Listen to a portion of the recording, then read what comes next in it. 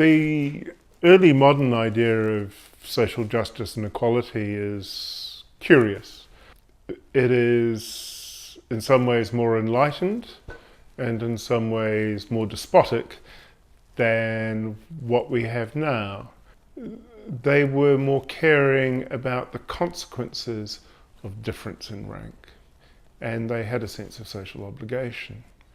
And we've lost that sense of obligation while smudging over the sense of rank.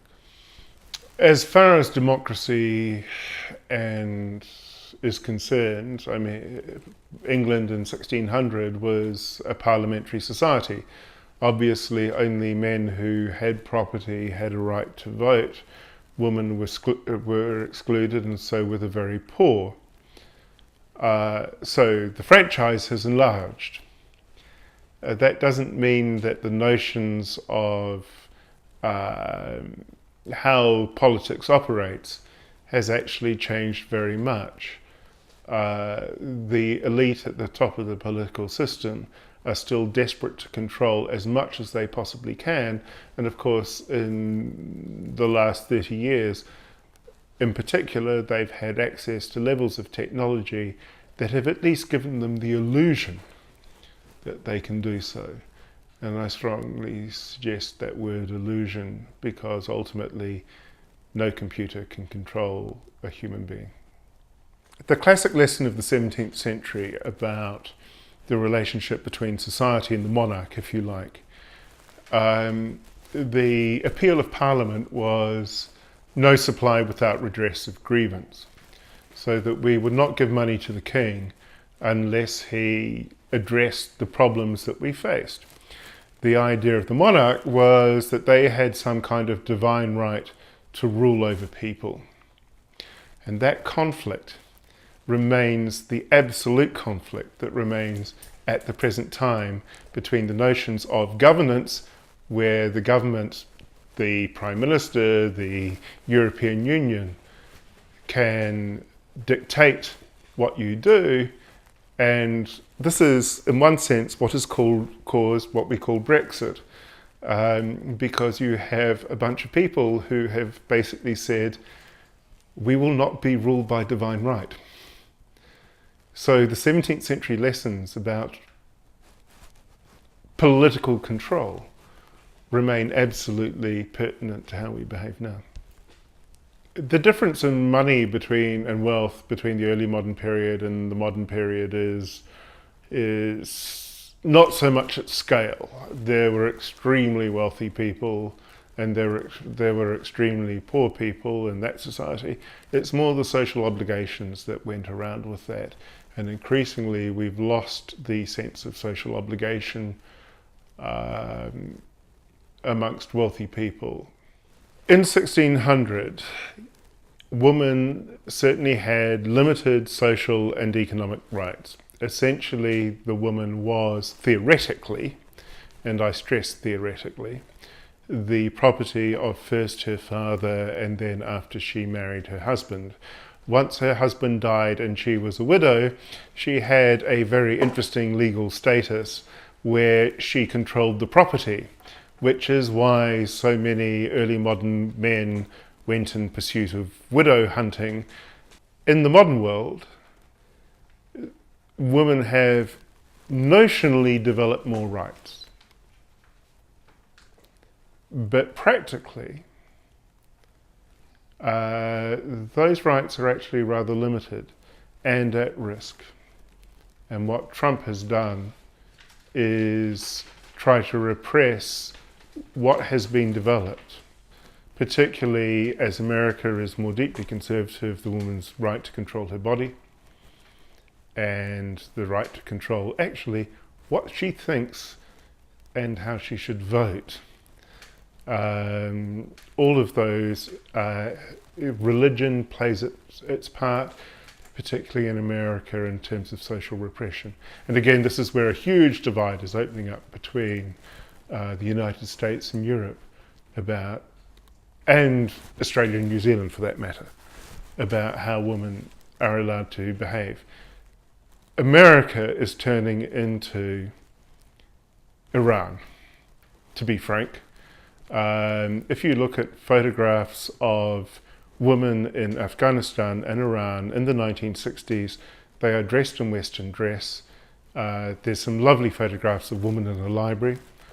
They're allowed to go and read what they want. And then the clerics came in and they were socially and politically repressed. That's pretty much what's happening in America. The issue around the colonization of America, in essence, and the departure of the Puritans from England to America has led to a kind of massive cultural gulf between Britain and Europe on the one hand and America on the other. That is without question. The Americans are still fighting the English Civil War.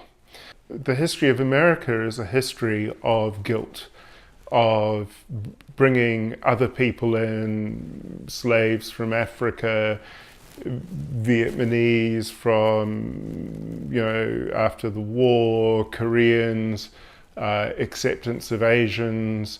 In the 19th century, of course, they accepted the Irish because they were against England. They accepted the Poles as part of the whole reorganization of Europe. America is a deeply conservative society, and they continuously go, but the Bible says, or God says, and in an effort to try and impose oppressive social norms. And that is one of the fundamental divides between America and the rest of the